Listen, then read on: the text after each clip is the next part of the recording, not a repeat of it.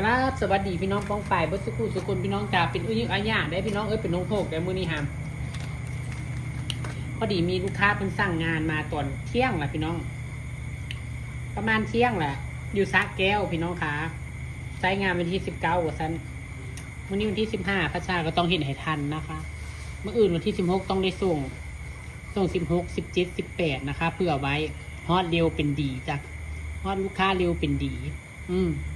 ถ้าฮอตจ้าแล้วมันจะยุ่งถ้าฮอตแล้วการให้ลูกค้าเก็บใส่ถังน้ำแข็งไว้บริญญาค่ะงานพัชชาอยู่ได้7 มื้อฮอต10 มื้อค่ะ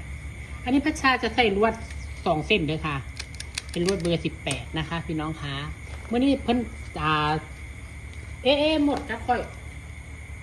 หมดบอกคือเป็นอย่างทั้งหมดทั้งแมงไม้พี่น้องนั่งต้งไฟอันอยู่ตรงหัวนี่แมงไม้เลยบินบูบาจ้ะนี่ค่ะเข้าแบบโบราณแต่เพิ่นสั่งมาแบบโบราณแต่ในความเป็นจริงนะพี่น้องขาใครจะสั่งงานพัชชานะเป็นงานใบตองสดหรือว่าจะเป็นช่อประยุกต์ช่อโบราณก็ตามพัชชาขอร้องให้สั่งล่วงหน้าเด้อพี่น้องเด้อมาคุยมาดิวกันล่วงหน้าเพราะว่าบางทีพัชชานะมีงานอยู่แบบนี้นะอันนี้พัชชากับป้าไม่เห็นให้พัชชาก็มีงานอยู่ในความเป็นจริงนะพัชชาก็จะได้ลงวันเวลาถูกว่าวันที่เท่านี้ของคนนี้วันที่เท่านี้ของคนนี้เห็นนะอันนี้คือจับจูดได้นี่พี่น้องจมอยู่หาเฮ็ดคือเก้า พี่น้องก็จะจมพยังเฮ็ดอยู่จมกับเฮ็ดคือเก้าพี่น้องขาเพราะว่ามีงานดีกว่าบ่มีคือว่าเลยแต่อยากให้สร้างล่วงหน้าเพราะว่าเฮาสิได้ลงตารางงานทื่อคณะพี่น้องบางคนก็ฮู้จักความใช้งานเดือนหน้าโทรคุยไว้ตั้งแต่เดือนนี้โอนมัดจำโอนอย่างไว้เรียบร้อยให้เฮาล็อกมือล็อกเว้นไว้ให้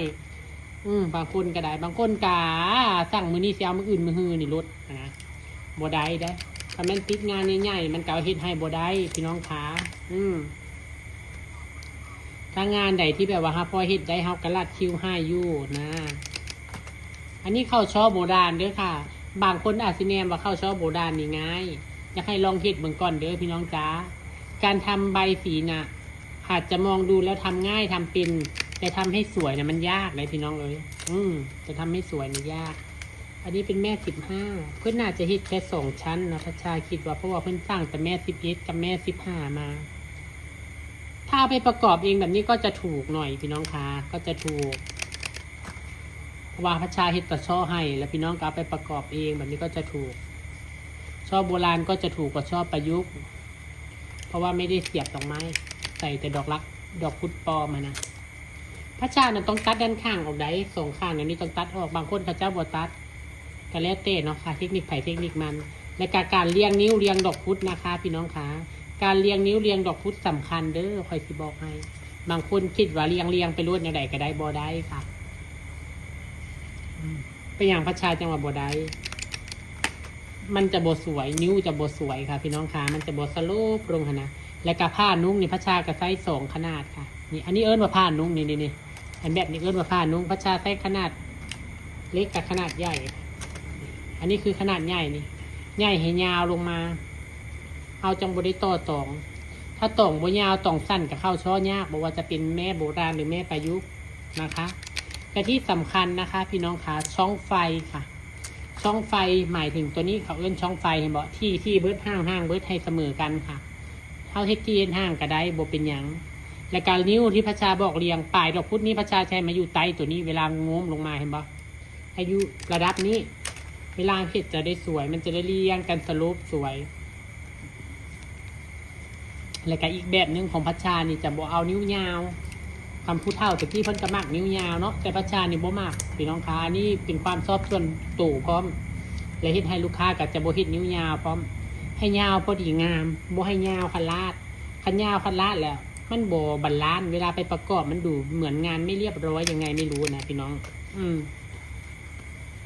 เหมือนบางครั้งเราจะดอกรักหรือว่าเราจะเสียบดอกรักหรือว่าอะไรนี่เฮาก็จะบ่เฮ็ดยาวเพราะว่าเฮาเพื่อไว้เพื่อเฮาเสียบดอกไม้นะ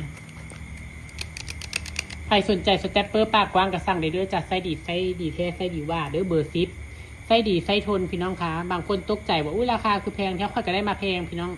ก็ได้กำไรตัวนึง20 บาทเพราะว่าความจริงค่ะ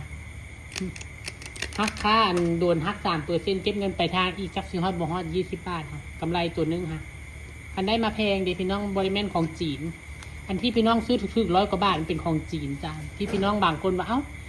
ซื้อมาก็คือกันอยู่ได้กับของพัชชาขนาดเวลามาไส้คือบ่คือกันของจีนจ้ะของจีนต้นทุนมัน60 บาทพี่น้องบ่ตัวบ่ต้มของจีนนะไส้เครือ2 เครือเลยได้ทิ่มรถ